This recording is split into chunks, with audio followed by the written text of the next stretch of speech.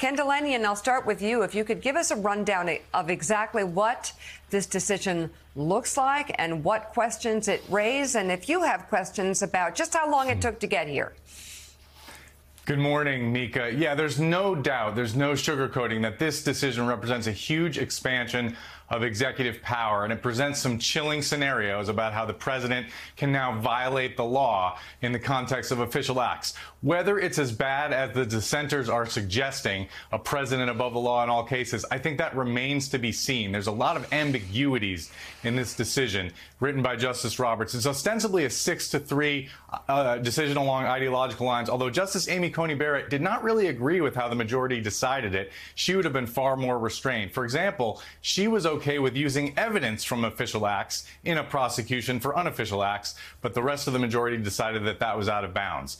I think one of the best ways to understand how this applies is what they said about the Trump case. So in the Donald Trump January 6th indictment, the court has now said that the whole section about Donald Trump allegedly trying to co-opt the Justice Department into sham investigations of bogus claims of fraud, that has been excised from the case. That is out because the court said that the conversations between the president and the attorney general are clearly official acts. Now, what does that raise the specter of? That raises the specter of any president ordering his attorney general to conduct a bogus investigation because of a bribe or because of some political motive, and prosecutors can't question that now. So that's clearly a troubling scenario.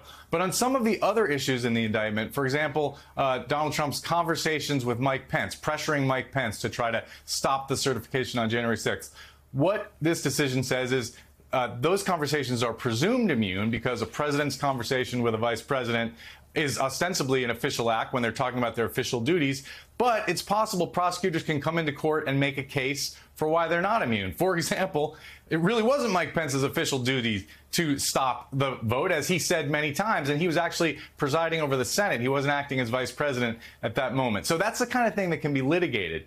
Another example is the president's public statements are deemed to be presumptively official acts in this decision, but there are other aspects of things that the president says that could be deemed private acts in the context of this indictment and otherwise. So what's going to happen next in the Trump case is that Judge Chutkan down here in Washington is going to have a hearing or a series of hearings or even a mini trial to look at the evidence in this case and decide which of this stuff is official acts and which is unofficial acts, what part of this case can go forward. I know from my reporting that the special counsel's office was very disappointed in this ruling, although they didn't issue a statement or comment at all.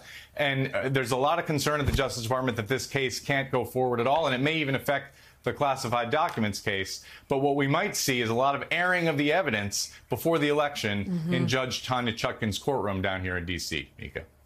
Hey there, MSNBC fans. I'm Luke Russert, and be sure to join me, Rachel Maddow, Jen Psaki, Lawrence O'Donnell, Steve Kornacki, Joy Reid, and many more September 7th in Brooklyn, MSNBC Live Democracy 2024. Click on the link for ticket information. We will see you there.